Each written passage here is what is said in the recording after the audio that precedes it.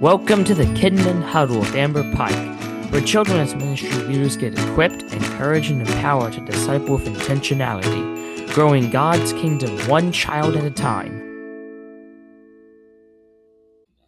Welcome back to the Kidmin Huddle. What are you inviting families back to? Okay, so if you're listening to this live, it is the end of summer. Well, kind of. VBSs are wrapping up. Camps are wrapping up. I still have VBS to go. It's next week.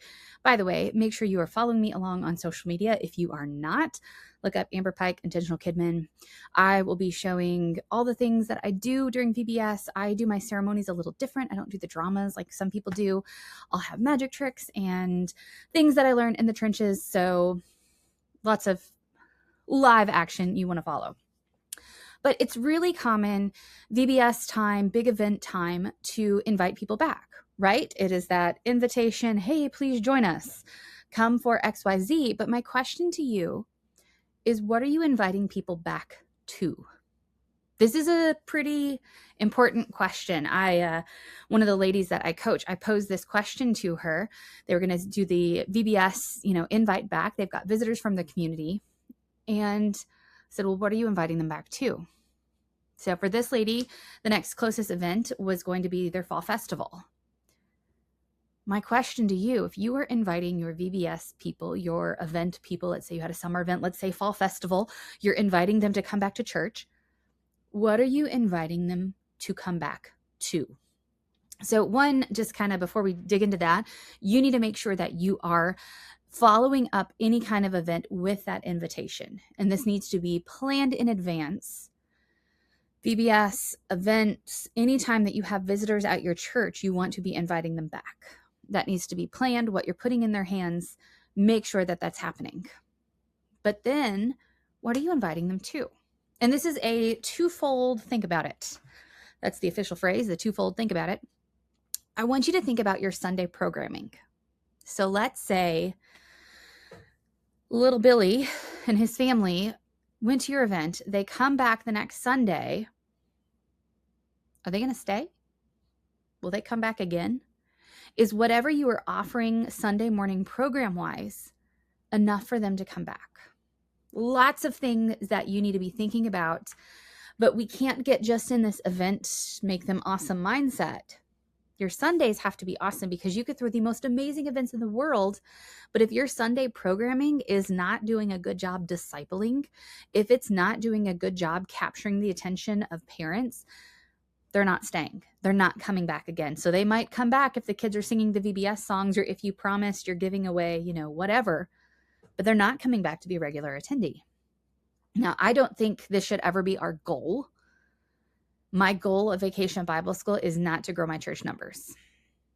I don't think this should be our goal. It is a fifth tier goal, maybe, right? It can be something that if it happens, that's great. We don't not want it. For sure, we want to grow our numbers at our churches, but our goal is discipleship. But we need to make sure if we get a visitor back, we've got quality stuff that will keep them. So think about a couple of things. One, kind of first off the bat, how welcoming is your church and your ministry? How clear is the signage to get where they need to go? Is safety and security taken very seriously? Moms and dads have to feel safe leaving their kid in your care, or they will not come back. So all of those things from a first-time visitor, they need to be in place consistently every single week so that parents feel, okay, this is a safe place. Even as silly as it might sound, but lack of clutter.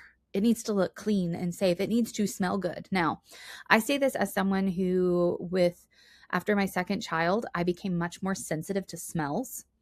So if you have an overly scented area, I'm not going to be happy.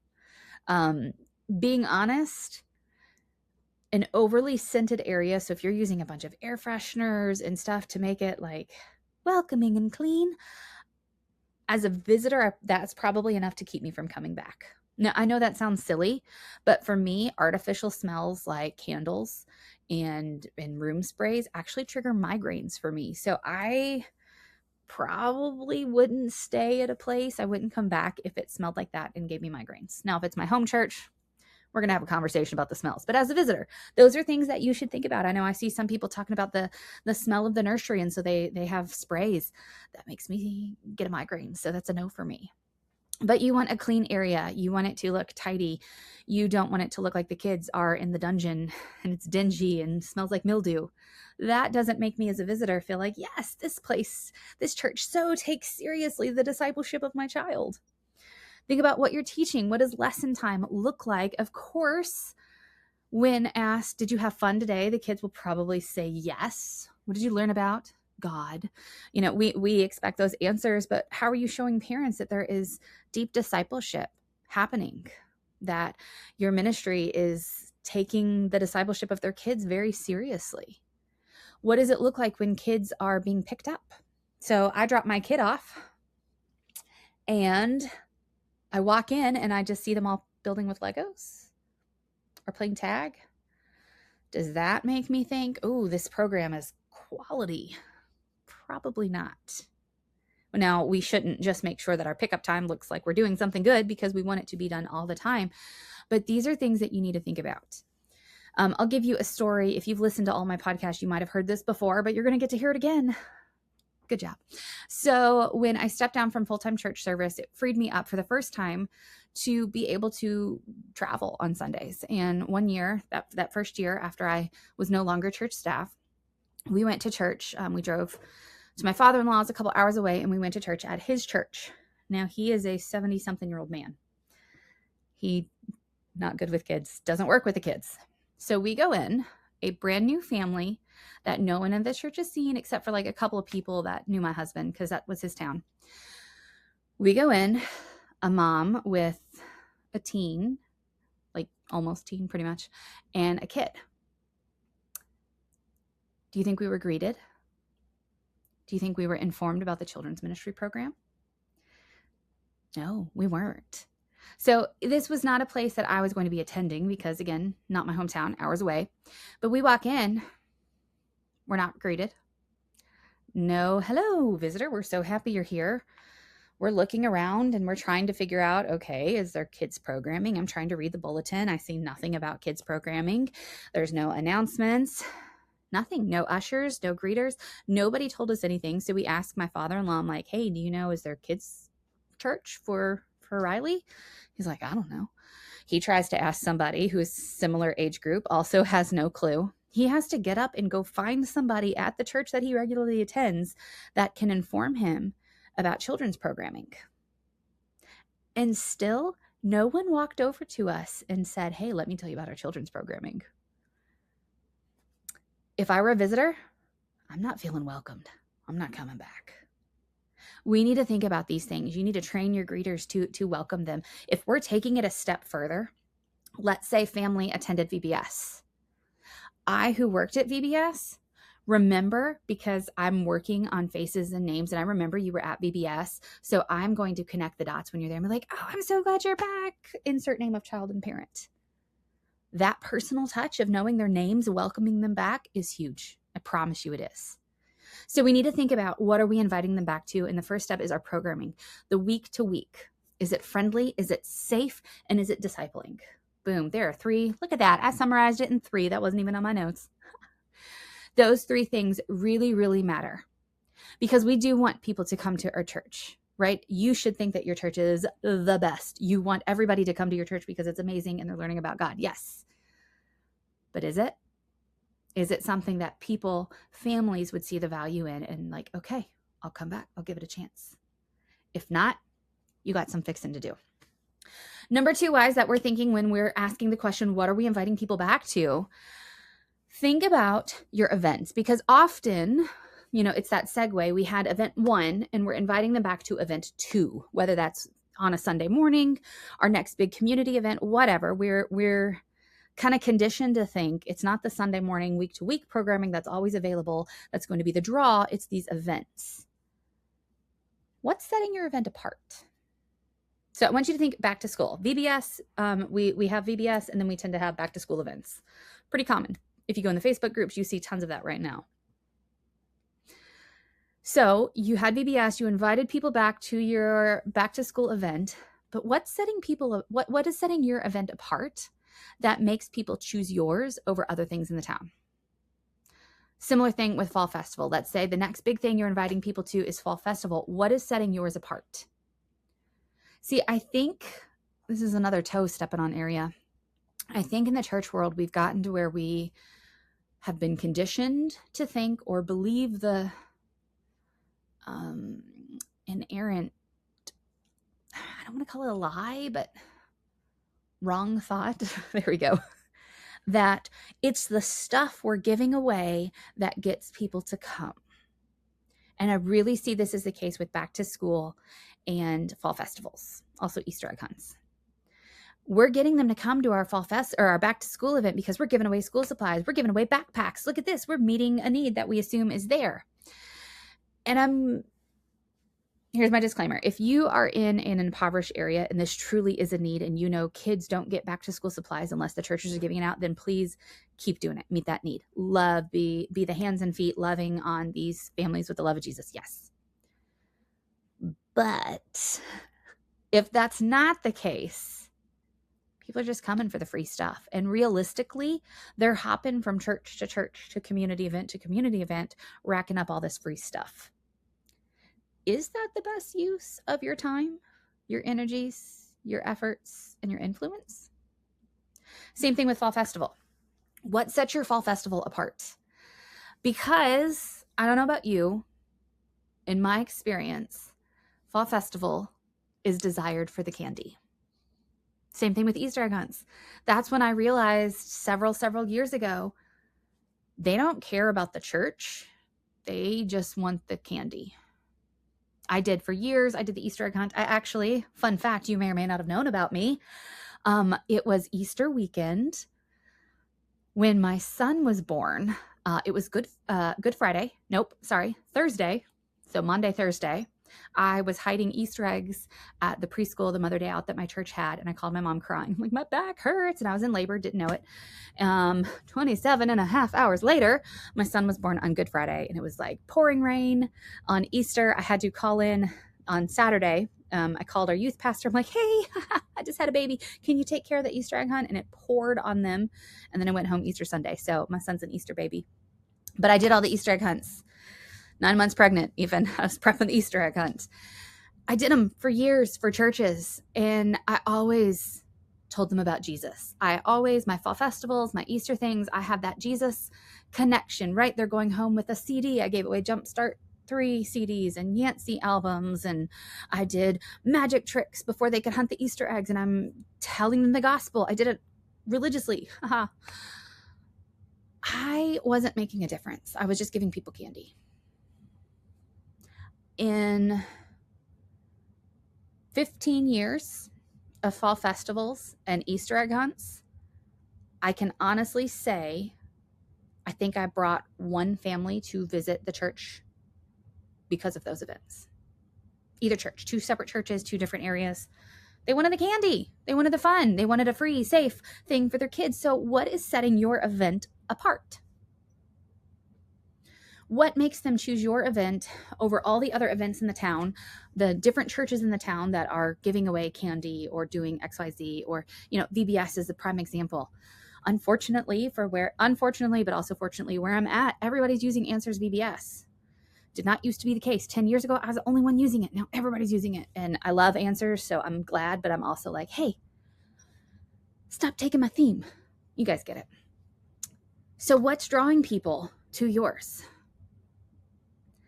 And with that, if you are really honest with yourself, I would challenge you to ask, is this the most effective thing I can do? I made the switch several years back. I'm not doing these events anymore. I'm making family discipleship themed events. They're a better use of my time because, my job is to disciple, not just to be a candy supplier or a fun maker. We can have fun doing anything. I want to disciple. I want to use my time, my energy, my resources to disciple. And realistically, I'm not gaining community members because I'm doing these big outreach events where I'm giving them stuff. Now, if this is different for you, love it. Hey, you want to come talk about how you're winning on my podcast so we can tell other people? Awesome. Let's do it. Message me. But I think a lot of us, especially smaller churches, are in that position where I bet if you were honest and willing to stop doing something just because it's always been done, you might find a different event, a family discipleship event, might be more effective. So we're inviting people back, but what are we inviting them back to? What does our Sunday morning programming look like? And what is setting our events apart to make them want to come? Now, a couple of tips for you. And as you're thinking about this and how we're inviting people back in the success rate of them coming back and staying, I encourage you to utilize social media. How can you get the people who are coming to your event to follow you on social media so that then, easy button, you've had to do really very little extra work. They're seeing any subsequent event happening, etc. So what does that look like? How do you get them to follow? Is it a contest at your event? Is it something like VBS? And hey, make sure you're following along so you can see all the cute pictures of your adorable children that you've checked the photo consent and they're going to be on social media. Boom. That is effective in getting people to come to events. And it could be something as easy as this becomes a VBS family and they're there every year at VBS. They have their own church home, but they love your VBS and they're getting discipled and they're following on social media so they know when it is and when to register. It is effective. Utilize your social media. Next tip 2, be personal. Emails, postcards, knowing their names, that personal touch really does make a difference. I don't know that she would listen to it, but I'm going to tell a story. If you're listening, Catherine, I love you. So we had a family that came to our VBS last year. Their kids were registered, and I believe they missed the first day, but they had registered. Yeah, they missed the first day. And so I emailed her, hey, we missed the kids at VBS. Hope you can still join us for the rest of the week. She'd forgotten, something came up, something. Awesome. They were there the rest of the week. Now, we're almost a year later. She's now a member at our church, but it didn't happen right away. She didn't come back the next Sunday or the next or the next or the next or the next, but she had been following us on social media. So I would have different events posted and she might comment on something or ask the date, clarifying question, whatever.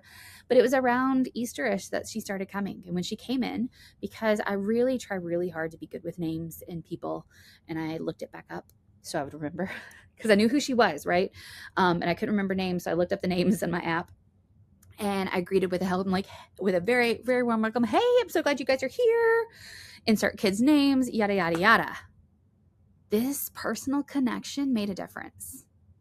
I had the touch points in place, that personal connection, emails, I send postcards. I'm so glad you visited. She'd been tracking on social media, so she was seeing that things are happening. There's a great program for the kids. Boom, it made a difference. And we've got a family now at our church. Didn't happen right away, but I was consistent. I continued to do the things, to have the Sunday programming, to have the events, to post about them, to have that connection. It matters. Similarly, it shouldn't be just you. Now, this is obviously more of our small church friends, our medium church friends, maybe. And a lot of times, unfortunately, in my ministry career, it's been me being the only one who loves on these families. I have not been blessed with a super awesome pastor that loved families and understood the importance of discipling families. And so I would see I'm the only touch point, I'm the only connection, and when they stop coming, I'm the only one reaching out to them, and it didn't make enough of a difference. There should be others on your team. If that's a task that you have to assign it. Can your kids, VBS teachers or small group leaders or people who helped run the cakewalk, whatever, can they reach out? Can they send postcards? Can they remember faces when visitors do come? It shouldn't just be you. It shouldn't be one person. Similarly, help your pastor out. So our pastor remembered this mom He couldn't remember his name, or couldn't remember her name. And then the second week that she visited, I knew that my pastor's not great with names right away. It takes him a little bit. So I was proactive and I'm like, hey, Pastor Mark, remember Catherine? She's back again. Boom. I just inserted that name that he needed. He recognized he didn't have the name down pat yet. Help your pastor out. You're on the same team. Do it. All right, I had to read. I couldn't read my notes there. Sorry, guys. The next is that we're planning in advance. I want to invite you, person who came to this event, to come to my next event, but I can't do that unless I have it planned. Plan in advance. And then how are you getting that information to them? Are you making a card, a magnet? Are you doing some snail mail to follow up with all those registrations that you captured at the event? How are you letting them know about these things that are planned in advance? I found this when I first started out in VBS, first time on staff, I made sure my VBS was the exact same week every single year. Families plan their vacation around the VBS dates. They knew when to expect it. So at the end of my VBS, I announce, hey, next year's VBS is going to be at this date. Do it. They know when it is. They can plan to come. It makes a difference. And then my last tip in this conversation on what are we inviting them back to? Make sure Sunday is worth coming back for. That means all the things that you hear from me all the time about how we need to be discipling and not just entertaining. We have 1 hour with these kids. We need to be using every minute of it to disciple them, to grow them in their faith, not just to have fun. So is your hour, is your Sunday programming, is your event, is it something worth coming back to? I hope that I've given you a lot to think about. Man, if you are doing opposite of me, I'd love to hear. Sometimes people will be like, hey, I have a different point of view. And I love hearing it. A lady recently had a different point of view on social media about my Bible cards. And I loved it. I loved hearing a different perspective because you know what? My experience isn't my experience. And you might be in a completely different community in a different area and different things might be working. Love it. I do know we all need to be discipling. We need to be teaching boys and girls the truth of God's word. And I love to hear different perspectives. If you are rocking outreach, come talk to me. Tell me how. I want to know. Hopefully this gave you a lot to think about. A lot of it is similar things in intentional children's ministry. If you haven't checked out that book, check it out. I talk about why I don't do kids events anymore. I talk about family discipleship events. Man, if this is something that you would love to know more about, know that this is airing in July. We are getting close to our October new cohort of the Family Ministry Academy. If you want to know how you can equip moms and dads to be disciple makers, grandmas and grandpas to be disciple makers in your church, talk to me about it. We have an amazing scholarship right now. It's $100. This year, 2026. If you're listening to this later, we might not have that. Sorry, but still come talk to me. Check it out, the Family Ministry Academy. It's on our website, familyministry.org. I promise it's going to change how you do ministry. It's going to give you less to do while equipping moms and dads. Hey, Kidmin friends, remember, what you do matters.